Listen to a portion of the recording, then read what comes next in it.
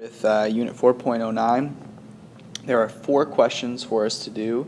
The first 3 are simple graph questions, and the last question that we're going to do is kind of a more advanced thinking question that will really help you prepare for some more advanced things that we're doing in class.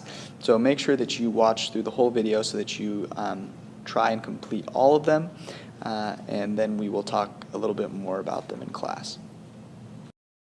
So what we're going to do is, for each function, find the period, midline, amplitude, and phase shift, and then graph the function alongside its parent function. So what we're going to realize, and I'm going to go through one of these in a little bit of detail, is that yes, we can graph these functions by plugging in x values over and over and over again, but we actually might be able to, just using the period, midline, amplitude, and phase shift, and knowing what the parent functions look like, what sine of x and what cosine of x look like, that we can graph these pretty easily and pretty quickly.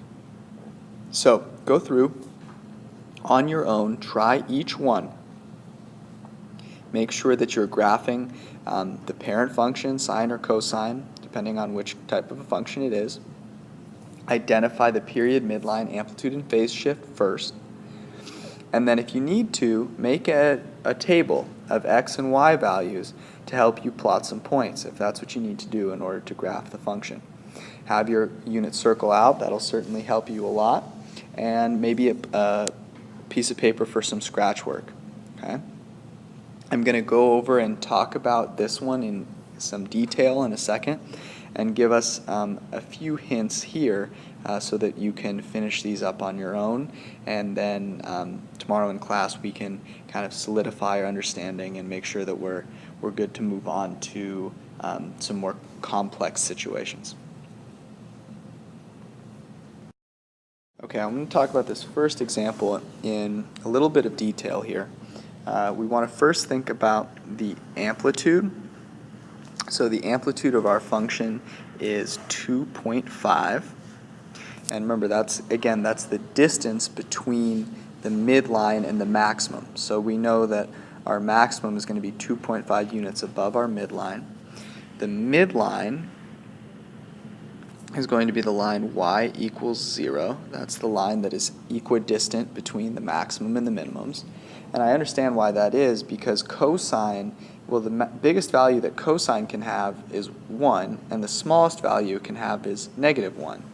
And so in between that is going to be 0, and I'm not moving it up or down. There's no k value. So I'm going to have a midline of y equals 0. The period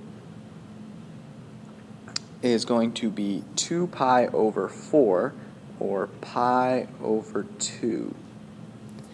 And so what that means, again, is that the period, you want to go back and review this if you didn't immediately know, the period is the distance between consecutive maximum values. So it's going to take me pi over 2 units in the x direction to go from one maximum value to the next maximum value. So if I think about my graph here, if I had a maximum value here, the next one would have to come right here. And then finally, the phase shift is going to be, and this is a little tricky here, we might be tempted to say that the phase shift is pi, but this is actually a negative h value. So this can be written as negative or minus negative pi. Negative turns into a positive, right? Because remember, our general equation is x minus h. So this would be minus negative pi. And so our phase shift is negative pi units. So go back and look at what phase shift means. This is the number of units that I'm shifting or translating my function horizontally.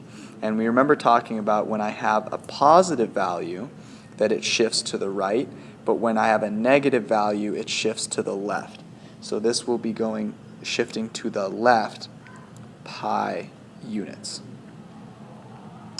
And now what I should be able to do is graph this actually just knowing this information here. And I will talk about how we can do that in a second.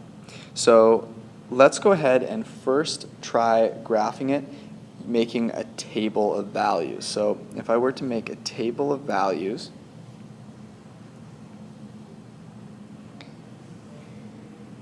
and I probably want to start with 0. If I plug in 0 for x, I'm going to have 0 plus pi times 4, which is 4 pi.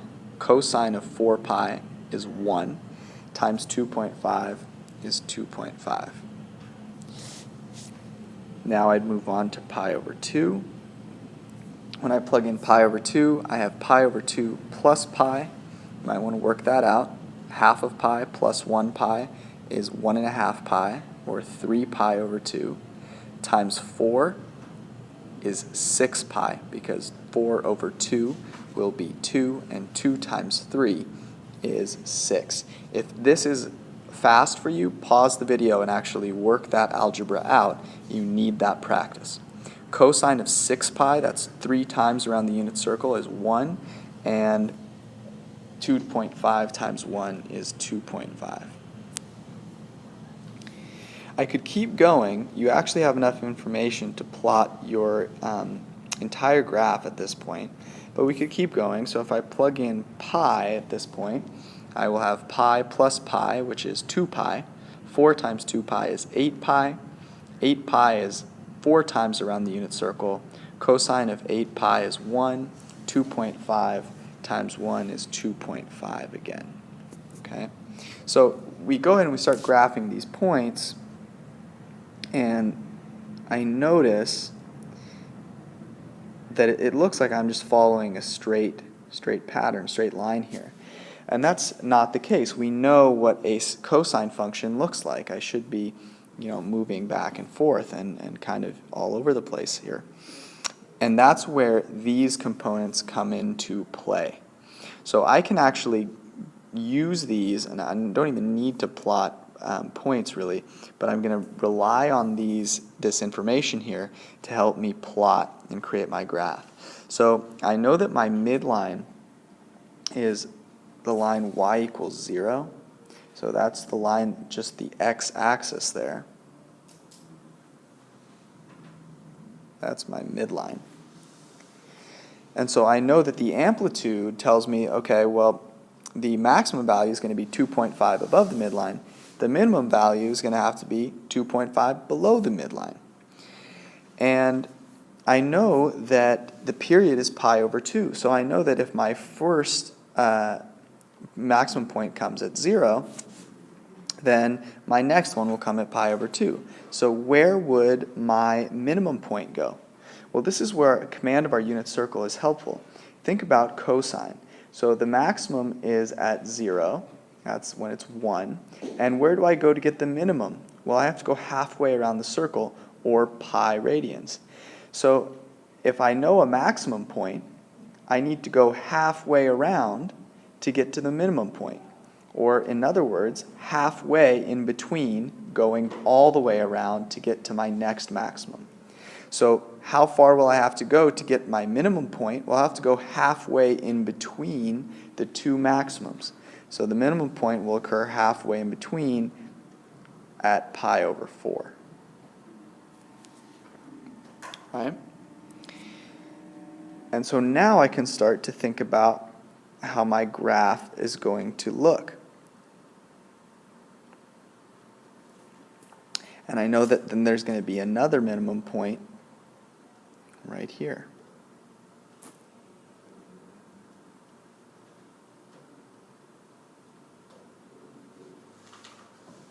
I probably should have made that go a little further there. And I can continue going in this fashion. All right, so at this point I have pretty good command of my graph, and now I want to graph it compared to the parent function, just regular old cosine of x. So let's look at what cosine of x looks like. And here this should be very easy for us now. We can just kind of use our unit circle, and we know that cosine has a maximum value at 0. At pi over 2 it's then down to 0. At pi I'm at -1.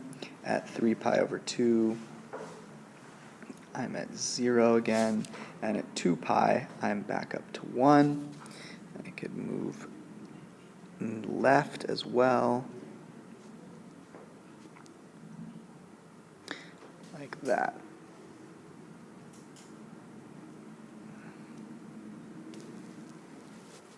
Okay. Something like that. So we can see the difference here, right? The normal period is 2 pi, the distance between maximum points.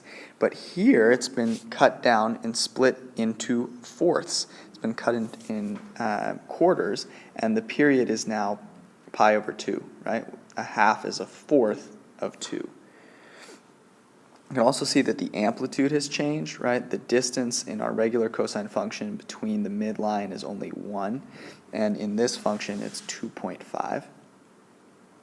And I can also notice something interesting about the phase shift here. So I phase shifted to the left pi units, and if you were to think about a normal cosine function, if you shifted to the left pi units, well, then your maximum of 1 would be over negative pi, and over here, this point that was at pi would have shifted over and been your initial starting point.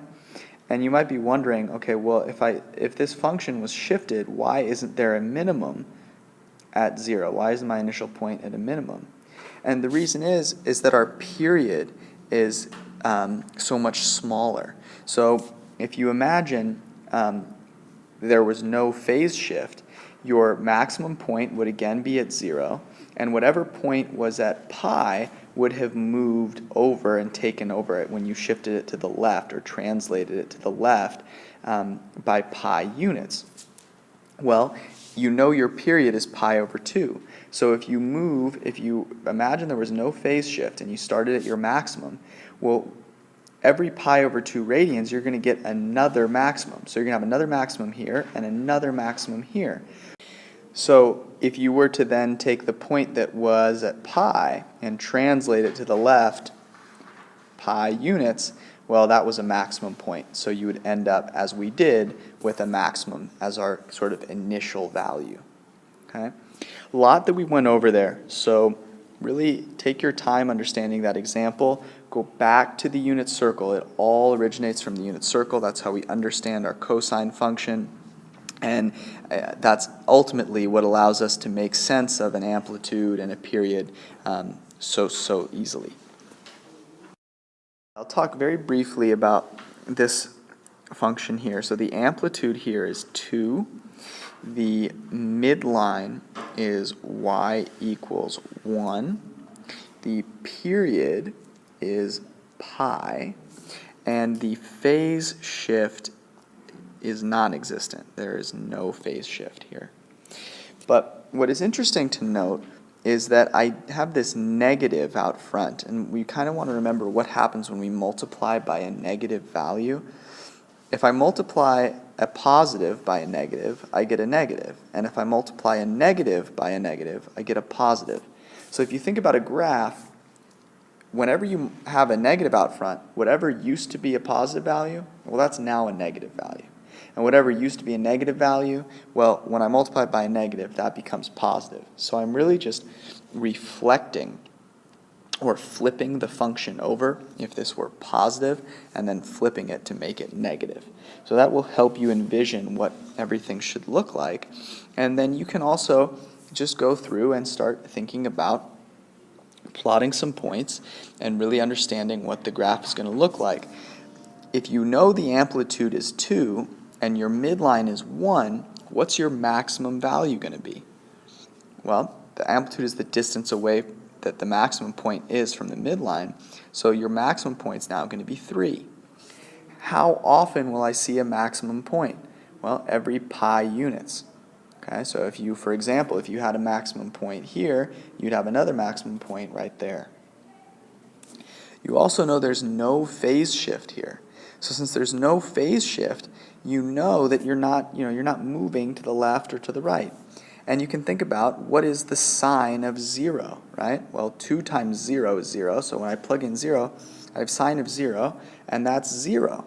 So I have 0 plus 1, and so right here, right off the bat, I can plot that first point of 1. So I'm constructing a table of values. That's my first point. Okay? And then I can sort of move through. I'll do one more.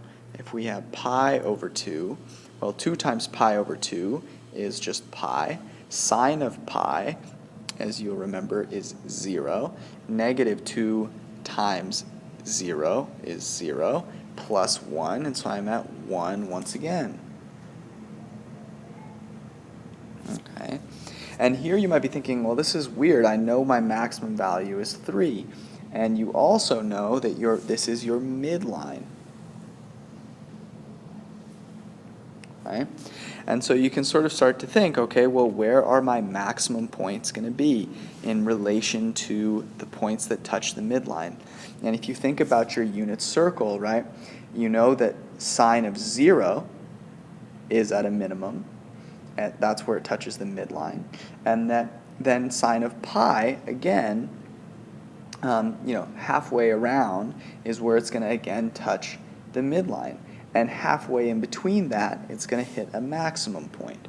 So your maximum point is going to occur halfway in between the 2 points where it touches the midline.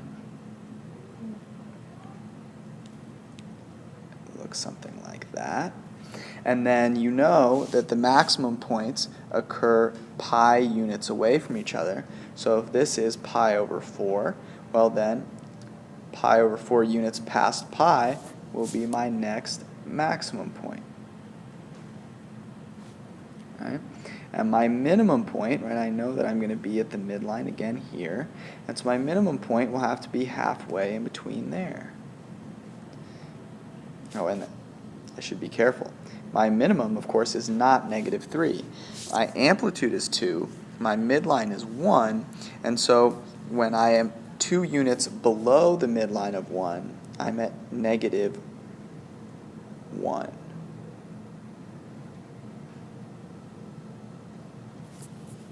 And I can continue going on from there. All right, last thing that I want to think about, or I want to talk a little bit about, is this function here. And the first thing that I've got to do is I've got to factor out my b value, because remember that my general sinusoidal function is b times x minus h. And so here I can factor out a pi, right? That's what I've multiplied x by if I factored it in. So I'm going to factor out a pi, and that'll give me x minus. Now if you factor out a pi here, this is pi times 1 over 4. So if you factor out a pi, you're just left with 1/4. So now you have a much easier to work with function, 3 sine of pi times x minus 1/4. And it's helpful here to think of a graph where you're counting not in terms of pi over 2, but simply in terms of regular old integers, 1, 2, 3, 4, and 5. And you can go ahead and make a table of values to help you find your correct graph. There's one more question that I want you to think about that we'll talk about in class, and then you're all good to go. So here's the last question. What transformation must be made to the cosine function so that it is identical to the sine function? So it might be helpful to just go back and look at your graphs of sine and cosine of x and think about what would you have to do to the cosine function so that it's the same as the sine function. And then use this transformation to write an equivalent expression for sine using the cosine. So we know that sine of x will be equivalent to what in terms of cosine. So this should be some sort of function of cosine. And I want you to try writing another identity similar to this one in terms of cosine, but with a slightly different transformation.